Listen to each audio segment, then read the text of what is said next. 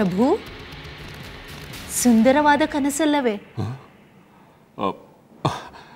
ಹೌದೌದು, ಬಹಳ ಬಹಳ ಸುಂದರವಾದ ಕನಸು. ನಮ್ಮ ಪುತ್ರ ಭರತ ಯುವರಾಜನಾಗುವ ಆ ಮಧುರ ಕ್ಷಣಗಳು ಆನಂದದಾಯಕವಲ್ಲವೇ?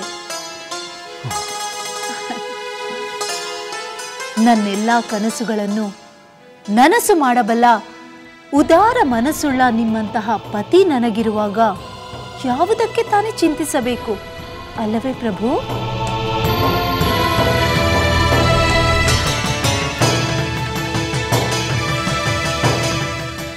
ಪ್ರಭು, ಏಕೆ ಸುಮ್ಮನಾಗಿ ಬಿಟ್ಟಿರಿ? ಏನು ಮಾತನಾಡುತ್ತಿಲ್ಲವಲ್ಲ? ಓ, ಆ ಮಧುರ ಕ್ಷಣವನ್ನು ನೆನೆದು ನೀವು ನನ್ನಂತೆಯೇ ಆನಂದ ಪರವಶರಾಗಿ ಮಾತು ಮರೆತು ಬಿಟ್ಟಿರೋ? ಹೌದು ದೇವಿ, ಏನು ಮಾತನಾಡಬೇಕೆಂಬುದೇ ತೋಚುತ್ತಿಲ್ಲ.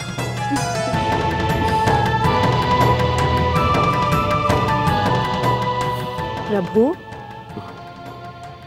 ನಿಮ್ಮ ಮುಖದಲ್ಲಿ ಆ ಉತ್ಸಾಹವೇ ಕಾಣುತ್ತಿಲ್ಲವಲ್ಲ? ಏನು ಕಾರಣ?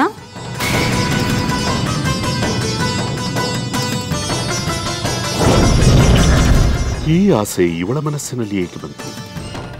ಕನಸಿನ ನೆಪದಲ್ಲಿ ತನ್ನ ಪುತ್ರ ಯುವರಾಜನಾಗಬೇಕೆಂದು ಹೇಳುತ್ತಿರುವ ಇವಳಿಗೆ ಯಾರು ಪ್ರೇರಣೆ ನೀಡಿದವರು?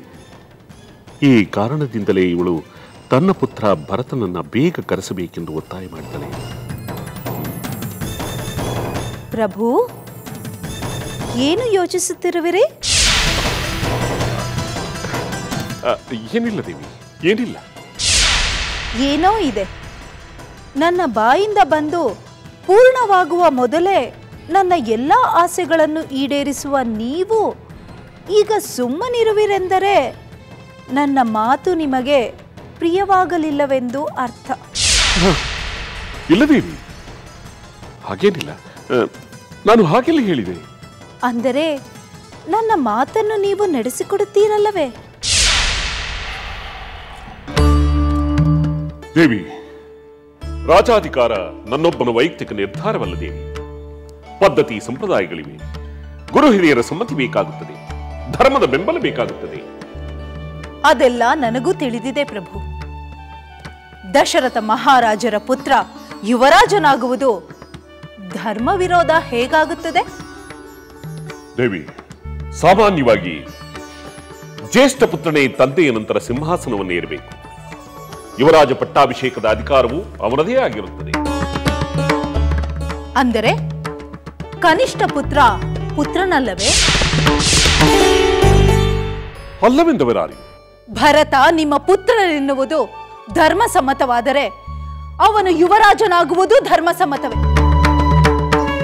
ಹಿರಿಯ ರಾಣಿ ಕೌಸಲ್ಯೆ ನಿಮ್ಮ ಧರ್ಮ ಪತ್ನಿಯಾದರೆ ಈ ಕಿರಿಯ ರಾಣಿ ಕೈಕೇಯಿಯು ನಿಮ್ಮ ಧರ್ಮ ಪತ್ನಿಯೇ. ಅಲ್ಲಿರುವ ಧರ್ಮ ಇಲ್ಲಿಲ್ಲವೇ? ದೇವಿ, ನಿನ್ನ ತರ್ಕವನ್ನು ನಾನು ಒಪ್ಪುತ್ತೇನೆ. ಮಹಾಪ್ರಭು,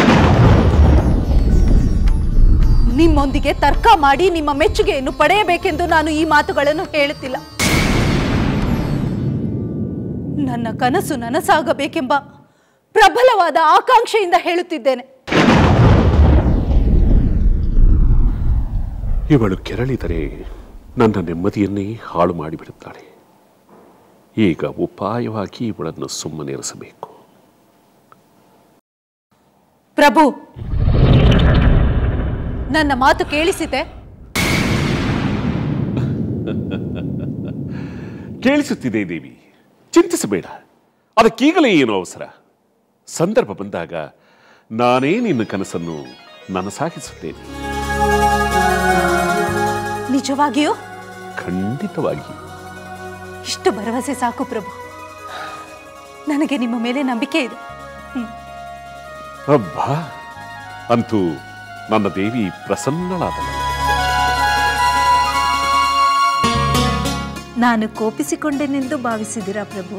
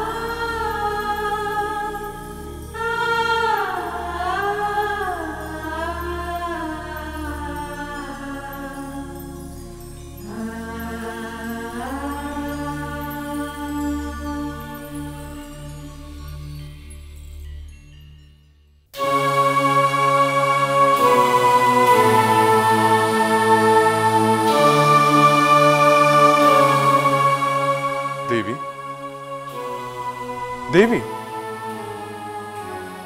ಸೀತೆ,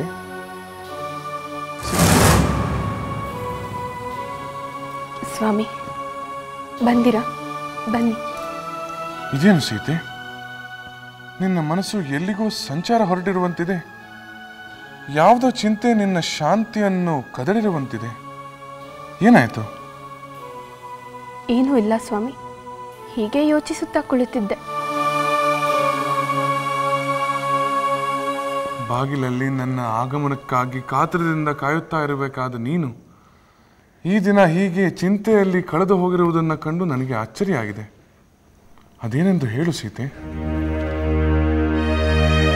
ಕೆಲವು ವಿಷಯಗಳು ಹೇಳಬೇಕೋ ಬೇಡವೆಂದು ಸಂದೇಹ ಬಂದಿದೆ ಸ್ವಾಮಿ.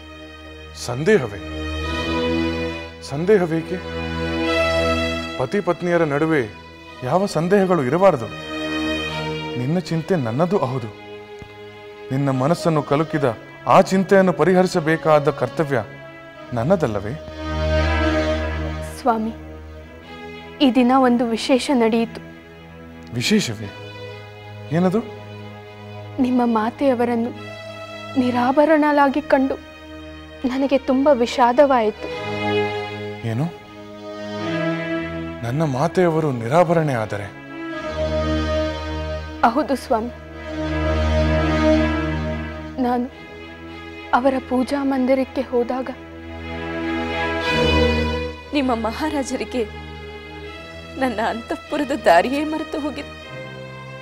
ನಾನು ಯಾರಿಗಾಗಿ ಅಲಂಕರಿಸಿಕೊಳ್ಳಲಿ? ಜೊತೆಗೆ ನಾನು ವಯಸ್ಸಾದ ಮುದುಕಿ, ಆಭರಣಗಳನ್ನಿಟ್ಟುಕೊಂಡು ನಾನೇನು ಮಾಡಲಿ?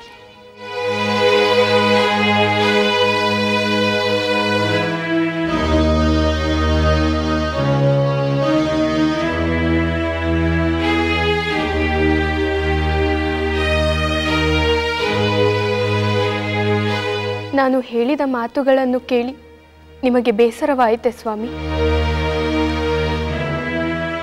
ನಿನ್ನ ಮೇಲೆ ಬೇಸರವಿಲ್ಲ ಸೀತೆ. ವಾತ್ಸಲ್ಯ ಮೂರ್ತಿಯಾದ ನನ್ನ ಮಾತೆಯವರ ಮೇಲೆ ನನಗೆ ಅನುಕಂಪವಿದೆ. ಮಹಾರಾಣಿಯಾದವರು ಹೀಗೆ ವಿರಾಗಿಣಿಯಂತೆ ಬಾಳುವುದು ತರವೇ ಸ್ವಾಮಿ?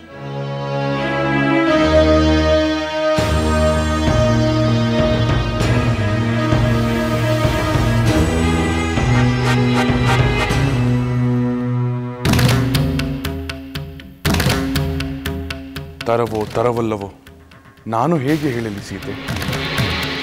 ಮಹಾರಾಜರ ಅವಗಣನೆಯಿಂದ ಮಾತೆಯವರು ನೊಂದಿರುವುದು ನನಗೆ ಗೊತ್ತು.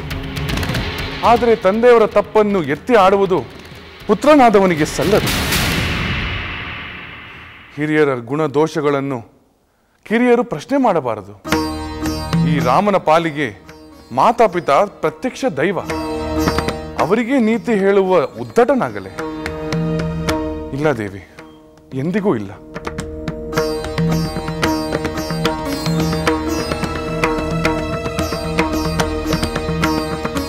ಆದರೆ ಮಹಾರಾಣಿಯವರು ಹೀಗೆ ವಿಷಾದದ ಗೂಡಿನಲ್ಲೇ ದಿನ ದೂಡಬೇಕೆ?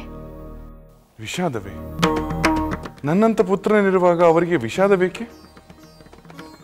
ನನ್ನ ಮಾತೆ ದೃಢಚಿತ್ತಳು, ಸತ್ವಶಾಲಿ, ಎಲ್ಲ ಕಹಿಯನ್ನು ಮರೆತು ಎಲ್ಲರ ಶ್ರೇಯಸ್ಸನ್ನು ಹಾರೈಸುವಳೆಂಬ ನಂಬಿಕೆ ನನಗಿದೆ.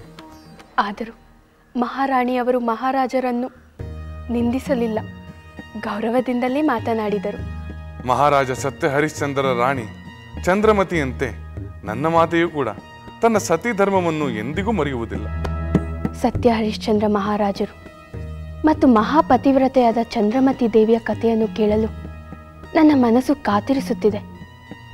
ಅಂತ ಪುಣ್ಯಾತ್ಮರ ಬದುಕಿನ ಆದರ್ಶ ನಮಗೂ ದಾರಿದೀಪವಾಗಲಿ. ಹೌದು ದೇವಿ, ಅಂತಹ ಮಹಾತ್ಮರ ಕಥೆಯನ್ನು ಕೇಳುವುದೇ ಪುಣ್ಯಕರ.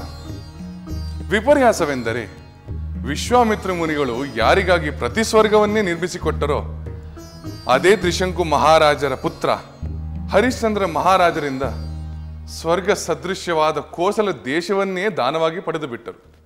ಹೌದೇ? ಭೋಗಭಾಗ್ಯಗಳಿಂದ ವರ್ಜಿತರಾದ ವಿಶ್ವಾಮಿತ್ರ ಮುನಿಗಳಿಗೆ ರಾಜ್ಯವನ್ನೇ ಏಕೆ ದಾನವಾಗಿ ಪಡೆದರು? ರಾಜಭೋಗಗಳು ಹಿರಿದು ಸತ್ಯ ಪಾಲನೆ ಹಿರಿದೋ ಎಂಬುದನ್ನು ನಿರೂಪಿಸುವ ಅದೊಂದು ಅಗ್ನಿ ಪರೀಕ್ಷೆ ದೇವಿ.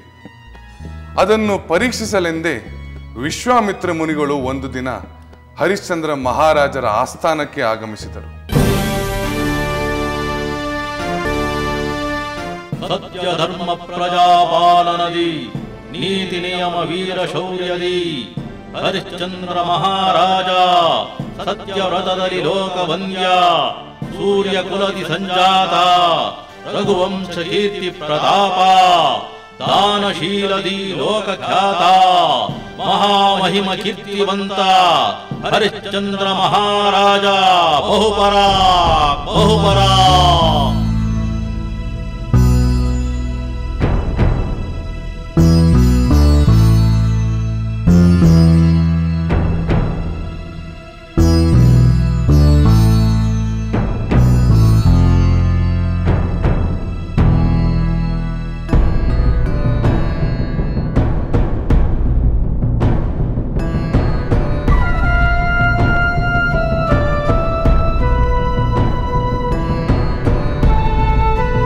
ಮಹಾಮಂತ್ರಿಗಳೇ,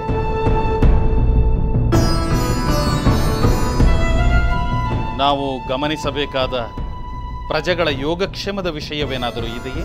ಅಂತಹ ವಿಷಯ ಯಾವುದೂ ಇಲ್ಲ ಪ್ರಭು. ಪ್ರಜೆಗಳು ನೆಮ್ಮದಿಯಿಂದ ಇದ್ದಾರೆ. ದೇವತಾ ಕಾರ್ಯಗಳು ನಿರ್ವಿಘ್ನತೆಯಿಂದ ನಡೆಯುತ್ತಿವೆ. ಋಷಿಮುನಿಗಳು ನಿರಾತಂಕವಾಗಿ ತಪೋಮಗ್ನರಾಗಿದ್ದಾರೆ ಪ್ರಭು.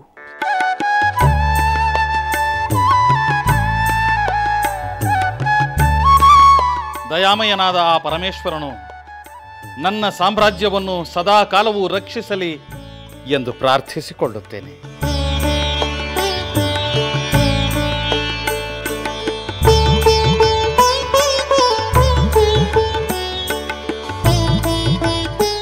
ಮಹಾಪ್ರಭುಗಳಿಗೆ ಜಯವಾಗಲಿ. ವಿಶ್ವಾಮಿತ್ರ ಮಹರ್ಷಿಗಳು ಆಗಮಿಸಲಿದ್ದಾರೆ.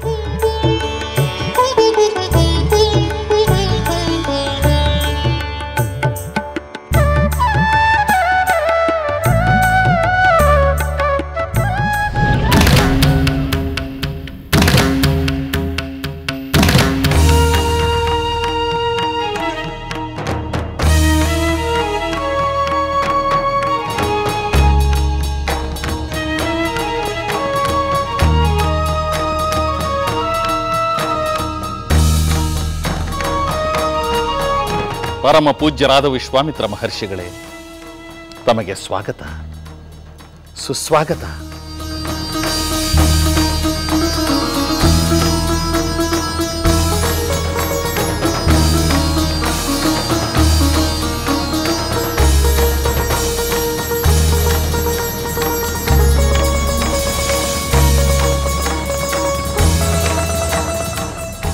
ಸಾಧ್ಯವಿಲ್ಲ, ಎಂದಿಗೂ ಸಾಧ್ಯವಿಲ್ಲ.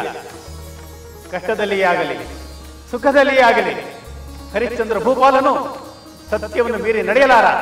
ಆಲೋಚನೆಯಲ್ಲಾಗಲಿ ಕ್ರಿಯೆಯಲ್ಲಾಗಲಿ ಸತ್ಯದ ಗೆರೆಯಲ್ಲಿ ದಾಟಲಾರ. ಹಾಸ್ಯಕ್ಕಾದರೂ ಹರಿಶ್ಚಂದ್ರ ಮಹಾರಾಜ ಸತ್ಯಕ್ಕೆ ತಪ್ಪಿ ನಡೆಯುವುದಿಲ್ಲ. ಇಡೀ ಬ್ರಹ್ಮಾಂಡವೇ ತಲೆ ಕೆಳಗಾಗಬಹುದು. ಸೂರ್ಯ ಚಂದ್ರರು ತಮ್ಮ ಚಲನೆಯನ್ನೇ ಮರೆಯಬಹುದು. ಸಪ್ತ ಸಾಗರಗಳು ಉಕ್ಕಿ ಹರಿದು ಅಲ್ಲೋಲ ಕಲ್ಲೋಲವಾಗಬಹುದು. ಆದರೆ ಸತ್ಯವಂತನಾದ ಹರಿಶ್ಚಂದ್ರ ಮಹಾರಾಜ ಎಂದಿಗೂ ಸತ್ಯವನ್ನು ಬಿಟ್ಟು ನಡೆಯಲಾರ. ಸತ್ಯಕ್ಕೆ ತಪ್ಪಿ ನಡೆಯಲಾರ. ತಪ್ಪಿಸುತ್ತೇನೆ ವಸಿಷ್ಠರೇ, ತಪ್ಪಿಸುತ್ತೇನೆ. ಅಂದು ಇಂದ್ರನ ಸಭೆಯಲ್ಲಿ ನೀವಾಡಿದ ಮಾತುಗಳು ಇನ್ನೂ ನನ್ನ ಕಿವಿಗಳಲ್ಲಿ ಅಪ್ಪಳಿಸುತ್ತಿವೆ. ಈ ವಿಶ್ವಾಮಿತ್ರನ ಪ್ರಚಂಡವಾದ ತಪಶಕ್ತಿ ಇಡೀ ಬ್ರಹ್ಮಾಂಡವನ್ನೇ ಬುಡಮೇಲು ಮಾಡುವುದೆಂದು ತೋರಿಸಿಕೊಡುತ್ತೇನೆ. ತ್ರಿಶಂಕು ಮಹಾರಾಜನಿಗೆ ಪ್ರತಿಸ್ವರ್ಗವನ್ನೇ ಸೃಷ್ಟಿಸಿದ ಈ ವಿಶ್ವಾಮಿತ್ರನಿಗೆ ಅಸಾಧ್ಯವೆಂಬುದು ಯಾವುದೂ ಇಲ್ಲ. ನಿಮ್ಮ ಶಿಷ್ಯ ಹರಿಶ್ಚಂದ್ರನ ಸತ್ಯದ ಅರಮನೆಯ ಅಡಿಪಾಯವನ್ನ ಹೇಗೆ ಅಲುಗಾಡಿಸುತ್ತೇನೆ ನೋಡುತ್ತೇನೆ.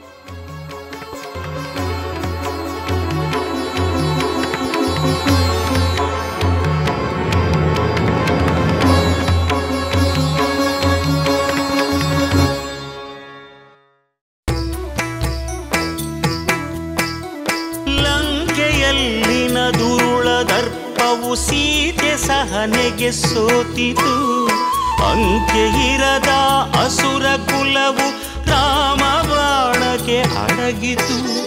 ದೂರವಿರಲಿ ಸನಿಹವಿರಲಿ ರಾಮ ಹೃದಯ ನಿವಾಸಿನಿ ಯುಗವು ಯುಗವು ಸಾಗಲಿ ಅಕಳಂಕ ಪ್ರೇಮ ಪ್ರಬೋಧಿನಿ ಅಮರ ಗಾಧೆ ಧರಣಿ ಜಾತೆ ಸಾಧ್ವೆ ಸೀತೆ ಸುಚರಿತೆ ಸಹನ ಶಕ್ತಿ ಪತಿಯ ಭಕ್ತಿ ಲೋಕಮಾನ್ಯ ವಂದಿತೆ